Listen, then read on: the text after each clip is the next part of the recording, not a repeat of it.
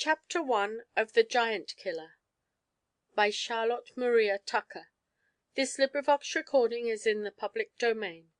Recording by Lynne Thompson. Chapter I. The Arrival. "Well, I hope that we're near the end of our journey at last," exclaimed Adolphus Probyn, with a long weary yawn, as the fly which was conveying him and his brother from the station rolled slowly along a quiet country road. "You're in a precious hurry to get there," said Constantine, fixing his thumbs in his waistcoat pockets, and putting up his feet on the opposite seat. "But I don't believe that you'll like the place when you see it. I hate being sent to a private tutor's. I'd rather have gone to a regular school at once." "I don't know as to that," said Adolphus, who had some vague ideas in his mind about fagging, hard dumplings, and wooden benches. "One thing I know," cried his brother, "I'm certain to dislike this tutor with all my heart." Adolphus did not take the trouble to ask his reasons, but Constantine went on without stopping to be questioned. "I should dislike any one recommended by Aunt Lawrence. She's so particular, thinks so many things wrong, is so fond of good books and lectures, and that sort of thing. Depend upon it, she put into papa's head that we were spoilt, and needed some one to keep us in order, and she found out this poor country clergyman—" "Poor! I'm sorry he's poor," observed Adolphus. "He'll not make us half so comfortable as we were at home. I wonder if he'll have no late second dinner." "Oh, you may make up your mind to that," cried his brother. "All the family will dine together at 1, on boiled mutton and rice pudding, or bacon and beans." Adolphus sighed. "And it will be work, work, work, from morning till night, with no change, but long sermons, long lectures, and long walks. And if we go bird nesting, or have a little fun, won't we catch it, that's all." "Here we are at last," said Adolphus, as the fly stopped at the little green door. Constantine put his head out of the window. "No carriage drive," he muttered. "What a mean place it must be."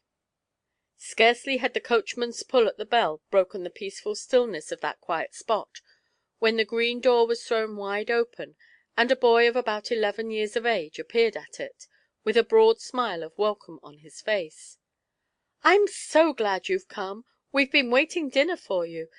Let me help down with that," he added, as the coachman made preparations for lifting down a black trunk which had kept him company on the box. Constantine jumped from the carriage, his twin brother more slowly descended, and without troubling themselves with their luggage, or taking much notice of their new companion, they proceeded along the narrow gravel walk which led up to the entrance of the dwelling. A pretty cottage it appeared, though a small one, with the sunshine gleaming through the twining roses on the diamond–panelled windows, that peeped from beneath the low thatched roof. It would have looked very well in a picture. Not a chimney but was twisted into some elegant shape. The whole building, nestling in trees, and garlanded with creepers, might have served as a model to a painter. But as Adolphus gazed curiously upon his new home, it looked to his eye rather too much like a magnified toy. He began to wonder to himself where room could be found in it for him and his brother, especially when he saw 2 little girls standing in the porch watching their arrival, with a look of shy pleasure. Boys of 10 years of age are, however, seldom long troubled with thoughts such as these, and the attention of young Probyn was almost immediately diverted by the appearance of Mr. and Mrs. Roby, who advanced to welcome their guests to Dove's Nest. The former was a tall, pale gentleman, with a stoop, a high forehead, and thoughtful air, which at once impressed the 2 little boys with an idea that a very learned scholar was before them. Mrs. Roby, on the contrary, was stout and rather short, with a bright merry glance in her dark eyes, to which the dimples in her cheeks corresponded. There was kindliness in the press of her hand, and a cheerful animation about her whole manner that made her guests feel at home with her at once. "I see that my Aleck has introduced himself to you already," she said, smiling. "But here are the other little friends glad to see you, and anxious, I am sure, to make you happy. Bertha, Laura, my darling," she continued, laying her head fondly on the curly head of the youngest child, the little image of herself, with her bright eyes and merry glance, "you should bid these young gentlemen welcome." The Probyns were soon shown to the room which they were to share with Aleck, and though the ceiling was low, and sloped down on one side, and the single window was certainly small, he would have been difficult to please indeed who could have found fault with so pretty an apartment. Everything was so beautifully clean and neat, and through that open window came so sweet an air, while the tinkle of a distant sheep bell, and the carol of birds from the neighbouring trees, made music delightful after the rattle of a railway, or the ceaseless roll of carriages in London. The dinner, also, to which the Probyns speedily descended, was excellent, though simple; and Adolphus especially, who had soon managed to find out that no second one was to be expected, did ample justice to the good cheer after his long journey, having quite forgotten sundry parcels of sandwiches and cake which he had managed to dispose of by the way.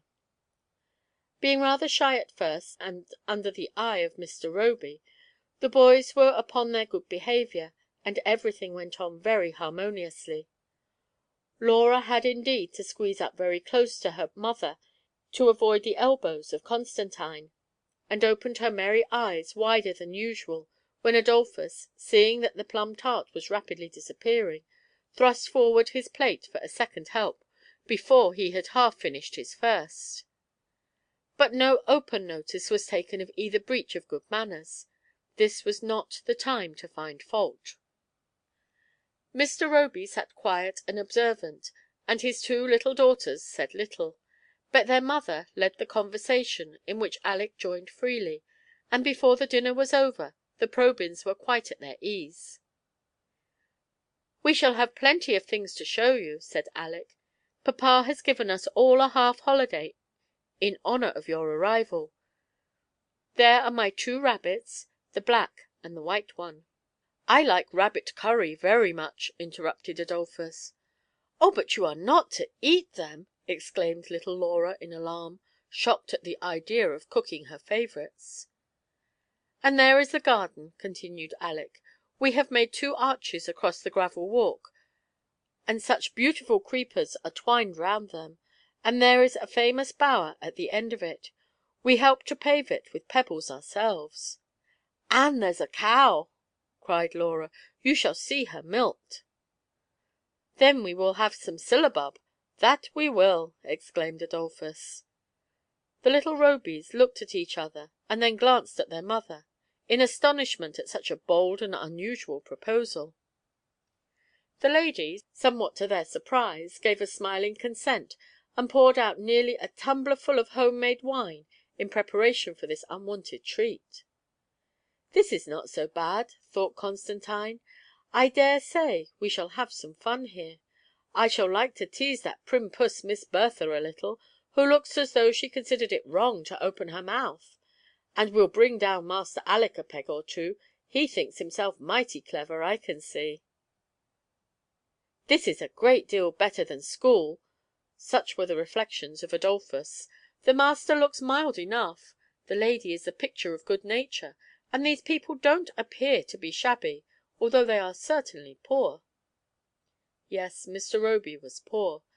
Even had his income been double what it was, one so generous and benevolent would still have been poor. He could not afford to give Aleck, his only son, the advantage of a school, but this seemed no misfortune to the affectionate father. He preferred conducting his boy's education himself. Aleck was naturally clever, and, under the careful training of his parent, had made uncommon progress in his studies. If there was anything on earth of which the clergyman was proud, it was the talents and goodness of his son. Quiet and reserved as Mr. Roby was, it was no small trial to him to introduce strangers into his peaceful home, though these strangers were the nephews of an intimate friend. It was a sacrifice of inclination to duty. But his wife, in encouraging him to make this sacrifice, had other reasons beyond increasing their small means, or obliging the aunt of the Probyns. Mrs. Roby, with her clear common sense, saw that it was not good for her Aleck to have no companion but his sisters. They were both younger than himself, and looked up to him in everything. He helped them in their lessons, took the lead in their amusements, and was loved by them with the fondest affection. What wonder if the boy was becoming a little spoiled? He was of too much importance in the quiet home circle. He could not but feel that his parents were proud of him, that his sisters regarded him as one who could scarcely do wrong. He grew too fond of giving his opinion, too self–confident, and his mother saw it. Hers was, however, the eye of partial affection, and she had little idea how often those who had been gratifying her husband by praising the uncommon talents and virtues of their son, behind his back spoke of him as a "conceited boy," who loved to hear himself talk, who was ruined by being brought up at home, and would never be good for anything in the world. Oh, how startled would we often be could we know the difference between what is said to us and what is said of us! What a shock would our vanity receive could we look beyond the smile of flatterers, and see into their hearts! End of Chapter 2.